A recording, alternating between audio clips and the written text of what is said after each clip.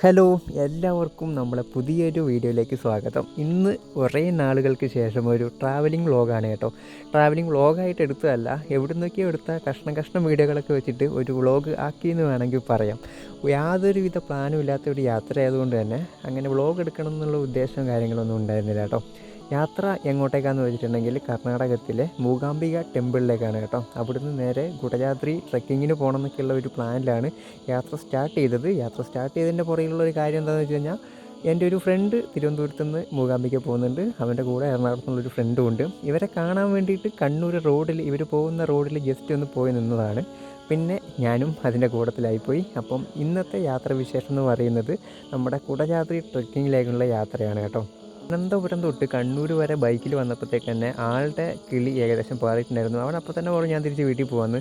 അപ്പം ഞാൻ അറിയാതെ ഒന്ന് പറഞ്ഞു എങ്കിൽ പിന്നെ കണ്ണൂരും കൂടി കറങ്ങിയിട്ട് തിരിച്ച് വീട്ടിൽ പൊക്കം മൂകാംബിക പോകേണ്ട തൽക്കാലം എന്നൊന്ന് പറഞ്ഞാണ്. അങ്ങനെ നമ്മൾ ഇവിടെ വന്ന് കിടന്നൊന്ന് ഉറങ്ങിയപ്പോഴത്തേക്കും ആൾ ജസ്റ്റ് ഒന്ന് ഉഷാറായപ്പം വീണ്ടും മൂകാംബിക പ്ലാൻ ഉണർന്നു എന്ന് വേണമെങ്കിൽ പറയാം. അങ്ങനെ വീണ്ടും ഈ ഒരു ട്രിപ്പ് റീസ്റ്റാർട്ട് ചെയ്ത് കൊണ്ടുപോയതാണ് കേട്ടോ. ആ ഒരു കൊണ്ടുപോകലിൽ ഞാനും അങ്ങ് കൂടെ പോയി. ഫസ്റ്റ് തന്നെ നമ്മൾ കണ്ണൂരിൽ നിന്ന് കാസർഗോഡ് വഴി നേരെ മംഗലാപുരം ചെന്നു. മംഗലാപുരത്ത് നിന്ന് ഉടുപ്പിയിൽ നിന്ന് മൂകാംബിക ടെമ്പിൾ, ഈ ഒരു റൂട്ടിലാണ് കേട്ടോ നമ്മൾ പോയത്. ഈ ഒരു റൂട്ടിൽ ഞാൻ പോകുമ്പോൾ തന്നെ എനിക്ക് ഒത്തിരി കാര്യങ്ങളാണ് കേട്ടോ ഓർമ്മ വന്നത്. മുമ്പ് സൈക്കിളിൽ ചാർലിനെ കിട്ടുന്നതിന് മുമ്പ് ഞാൻ ഈ ഒരു സെയിം റൂട്ടിലാണ് പൊയ്ക്കൊണ്ടിരുന്നത്. അപ്പോൾ ഞാൻ ഓരോ സ്ഥലത്തും അവരോട് വിളിച്ച് ഇങ്ങനെ കാണിച്ചു കൊടുത്ത് പറയും, ഇവിടെയൊക്കെ ഞാൻ കിടന്നുറങ്ങിയിട്ടുണ്ട്. അവിടെ ഒരു പശുവിൻ്റെ തൊഴുത്തൊക്കെ ഉണ്ടായിരുന്നു. അവിടെയൊക്കെ 2 ദിവസം കിടന്നുറങ്ങിയ ആളാണ് ഞാൻ. അപ്പം ഇതൊക്കെ ഭയങ്കര ഓർമ്മപ്പെടുത്തലായിരുന്നു കേട്ടോ. അന്ന് സൈക്കിളിൽ ഈ ഒരു റൂട്ടിൽ കൂടെയൊക്കെ സഞ്ചരിക്കുമ്പോൾ കഴിച്ച ഫുഡും കയറിയ കടകളും ആ ഒരു റോഡും കാര്യങ്ങളൊക്കെ അതുപോലെ തന്നെ എനിക്ക് ഓർമ്മയുണ്ട് കേട്ടോ. കാരണം അത്രയും എഫേർട്ട് ഇട്ടിട്ടാണ് ഓരോ സ്ഥലങ്ങളിൽ നമ്മൾ പൊയ്ക്കൊണ്ടിരുന്നത്. രാവിലെ 11 മണിയോടുകൂടി കണ്ണൂരിൽ നിന്ന് പുറപ്പെട്ട നമ്മൾ വൈകുന്നേരം ആയപ്പോഴത്തേക്ക് നമ്മൾ അമ്പലത്തിൻ്റെ കവാടത്തിൻ്റെ മുമ്പിൽ വരെ എത്തി കേട്ടോ. ഇന്നത്തെ പ്ലാൻ എന്ന് പറയുന്നത് റൂം എടുത്ത് സ്റ്റേ ഒക്കെ ചെയ്ത് വൈകുന്നേരം അമ്പലത്തിൽ പോയി പ്രാർത്ഥിച്ച് നാളെ രാവിലെ എഴുന്നേറ്റിട്ട് നമ്മൾ കുടജാദ്രി ട്രെക്കിങ്ങിന് പോകണം എന്നുള്ള ഒരു പ്ലാനിലാണ് നമ്മൾ ഇപ്പോൾ നിൽക്കുന്നത്. സത്യം പറഞ്ഞാൽ ഇങ്ങനെ പോലും ഒരു പ്ലാൻ ഉണ്ടായിരുന്നില്ല. പക്ഷേ സംഭവിച്ച കാര്യം ഞാൻ നിങ്ങൾ പറഞ്ഞു എന്ന് മാത്രം. ഏകദേശം മഴയുള്ളൊരു സീസൺ ആയതുകൊണ്ട് തന്നെ കംപ്ലീറ്റ് മഴ എന്ന് തന്നെ വേണമെങ്കിൽ പറയാം. പക്ഷേങ്കിൽ കനത്ത മഴയില്ല, ലൈറ്റ് മഴയാണ് കേട്ടോ. ഫസ്റ്റായിട്ടാണ് ഞാൻ ഈ ഒരു അമ്പലത്തിൽ വരുന്നത്. മുമ്പ് എപ്പോഴോ വന്നിട്ടുണ്ട് എന്ന് എനിക്ക് തോന്നുന്നു, പക്ഷേ അത് എനിക്ക് പോലും ഓർമ്മയുണ്ടായിരുന്നില്ല.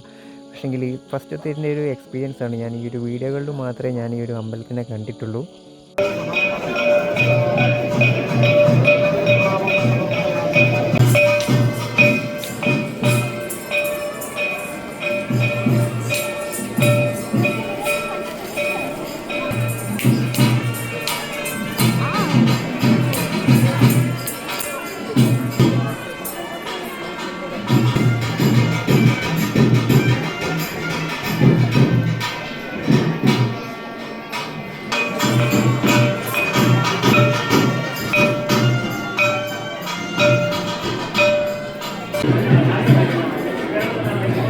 കർണാടകയിലെ ഉടുപ്പി ജില്ലയിലെ കുടജാദ്രി മലനിരകൾക്ക് താഴെയാണ് കേട്ടോ ഈ ഒരു അമ്പലം സ്ഥിതി ചെയ്യുന്നത്.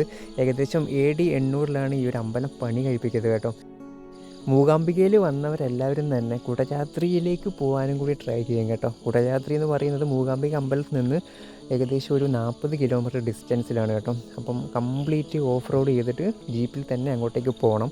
നമ്മളെയൊന്നും വണ്ടി അങ്ങോട്ടേക്ക് കയറ്റി വിടത്തില്ല, അത് വേറൊരു പ്രശ്നമാണ് കേട്ടോ. നമ്മളെ ഇവിടുത്തെ ജീപ്പിൽ തന്നെ ഇവർ നമ്മളെ കൊണ്ടുപോകുന്നതായിരിക്കും. ഒരാൾക്ക് 570 രൂപയാണ് കേട്ടോ. 8 ആൾ ആയാൽ മാത്രമേ ഇവർ നമ്മളെ ജീപ്പിൽ കയറ്റി കൊണ്ടുപോകത്തുള്ളൂ. അതുകൊണ്ട് തന്നെ നമ്മൾ 8 ആളാവാൻ വേണ്ടി വെയിറ്റ് ചെയ്തിരിക്കണം. അങ്ങനെയൊക്കെ കുറച്ച് പരിപാടികളൊക്കെ ഉണ്ട്. പക്ഷേങ്കിൽ ഇങ്ങോട്ടേക്കുള്ള യാത്ര എന്ന് പറയുന്നത് വളരെ എക്സ്പീരിയൻസ് ചെയ്യേണ്ട ഒരു കാര്യമാണ് കേട്ടോ. നമ്മൾ ലൈഫിൽ 1 ടൈമെങ്കിലും എക്സ്പീരിയൻസ് ചെയ്യുക. അതിന് പറ്റിയൊരു ബെസ്റ്റ് സ്ഥലമാണ്.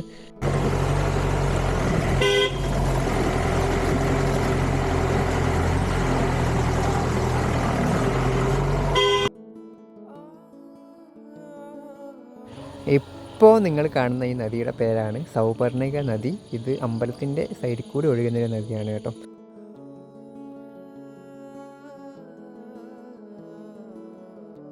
അമ്പലത്തിൽ നിന്ന് കുടജാദ്രി വരെയുള്ള യാത്ര ഏകദേശം 40 കിലോമീറ്ററും കംപ്ലീറ്റ് കാടാന്നാണ് ഞാൻ ആദ്യമേ വിചാരിച്ചത്.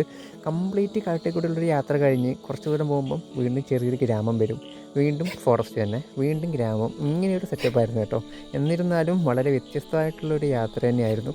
പോരാത്തതിന് ചെറിയ മഴയും അതുപോലെ തന്നെ കംപ്ലീറ്റ് കോടമഞ്ഞും നിറഞ്ഞൊരു കാട്ടിലേക്കൊരു യാത്ര എന്ന് പറയുന്നത് തന്നെ നിങ്ങൾ ജസ്റ്റ് ഒന്ന് സങ്കല്പിച്ച് നോക്കുക, എന്തുമാത്രം അടിപൊളിയായിരിക്കുന്നു. കുറച്ച് ദൂരം പോയപ്പോഴാണ് ചെറിയൊരു ഗ്രാമം കിട്ടിയത്. ഇവിടെ നിന്ന് നമ്മൾ ചായയെല്ലാം കുടിച്ചിട്ട് വീണ്ടും യാത്ര സ്റ്റാർട്ട് ചെയ്തു.